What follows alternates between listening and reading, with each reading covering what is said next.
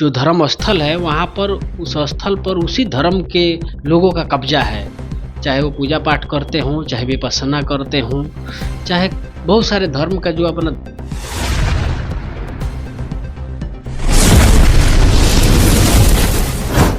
देखिए बोध गया में जो धरना प्रदर्शन चल रहा है उसका मुख्य कारण है कि वहाँ महाबोधि महाविहार जो बुद्ध का ज्ञान स्थली है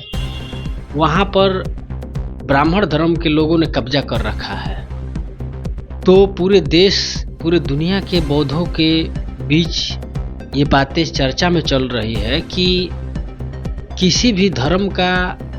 जो धर्म स्थल है वहाँ पर उस स्थल पर उसी धर्म के लोगों का कब्जा है,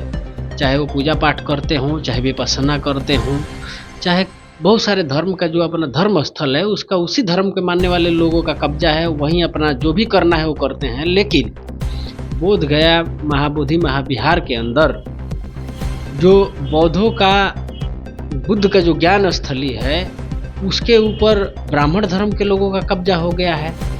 तो जो बौद्धिस्ट हैं वो दावा कर रहे हैं कि जब महाबोधि महाविहार बौद्धों का है तो इस पर ब्राह्मण धर्म के लोगों का क्या काम है।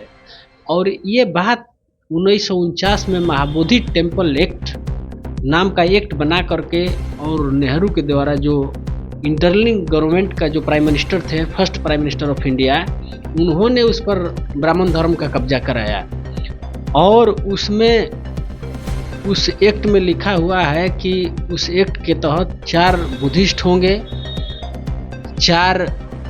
हिंदू यानी ब्राह्मण धर्म के लोग होंगे और वहाँ का जो हिंदू धर्म का जो कलेक्टर होगा वो होंगे। तो ये सारा सर जो है ये गलत है और इसको मुक्त करने के लिए वहाँ पर महाबोधि महाविहार के अंदर पूरे देश, पूरे बिहार, पूरे दुनिया के लोग इस बात को उठा रहे हैं कि अगर ये बौद्धों का है तो यहाँ से ब्राह्मण मुक्त किया जाए और बौद्ध लोग ही उस सिस्टम को चलाए, बौद्ध के विचारधारा को आगे बढ़ाए, बौद्ध की विरासत को आगे बढ़ाए। और कह रहे हैं कि जो बुद्धिस्ट हैं वो तर्क के हिसाब से इस बात को कह रहे हैं कि अगर आप कह रहे हो कि महाबोधि महाविहार के अंदर 4 हिंदू होंगे और 4 बुद्धिस्ट होंगे तो उसी तरह से जो ब्राह्मणों का जो मंदिर है वहाँ पर ट्रस्ट जब बन रहा है तो वहाँ 4 बुद्धिस्ट को बनाओ, 4 मुसलमान को बनाओ, 4 जो बाइबल को मानता है उसको बनाओ, तब न ये जाके बराबरी होगी। तो इसलिए वो जो बुद्धिस्ट लोग हैं वो तर्क के हिसाब से ये बात लोगों को समझा रहे हैं और वहाँ पर जो पंडा है उससे ये सवाल भी पूछ रहे हैं। जिस तरह से अनशन पर बैठे हैं क्या उन लोगों को न्याय मिल सकता है? बिल्कुल न्याय मिलेगा और हमको या अनशन पर बैठने वाले लोगों को यहाँ के शासन प्रशासन पर उम्मीद नहीं है, हमको केवल उम्मीद है भारत के संविधान पर, क्योंकि भारत के संविधान निर्माताओं ने जो हमको आर्टिकल 26 में धार्मिक आज़ादी दिया है कि आप जिस धर्म को मानेंगे वो आपका स्वतंत्रता है और जिस धर्म के लोग रहेंगे उस धर्म के स्थल पर ही वहीं रहेंगे। ये भारत के संविधान निर्माताओं ने अधिकार दिया है और संविधान निर्माताओं ही ने अधिकार दिया है कि आपको किसी भी तरह का कोई समस्या हो, चाहे धार्मिक समस्या हो,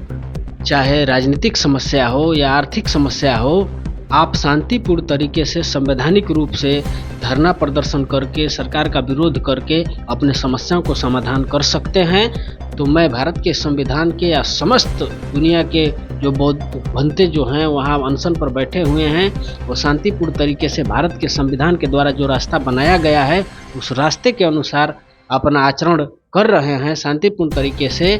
तो इससे ही हमारे सभी समस्याओं का समाधान होगा। मेरा नाम डॉक्टर राकेश मौर्य है।